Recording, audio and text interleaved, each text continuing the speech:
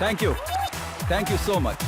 जानती लोके प्राय मते पचारती जे मु कॉल सेंटर रो स्टेडी जॉब कहीं की छाड़िली। ट्रुथ हेउची I hated my boss. Just kidding. Actually मु 99 वाला जॉब रे विरक्त ही जाइथिली। I wanted more out of life. किछि अलगा किछि बड़ो।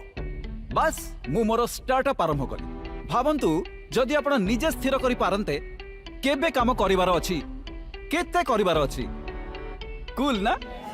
नाउ इमेजिन देशर सबुठु बड़ कंपनी आपण को ट्रेनिंग दबा आपण को सपोर्ट दबा आउ आपण भल रोजगार साथी रे लोकन को जीवन रे एक इंपोर्टेंट रोल भी प्ले करि पारुथिबे। आउ फाइनली आपण को एफर्ट्स रो बढ़िया रिवॉर्ड्स मिलिबो। जानिबा को चाहिबे केमिति?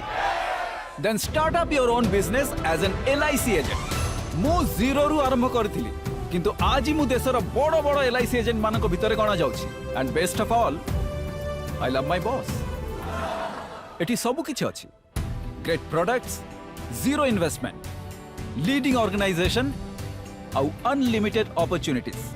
दरकार अछि तो केवल आपणकर। तो कोन आपण प्रस्तुत अछंती निजर स्टार्टअप आरंभ करिबा पई?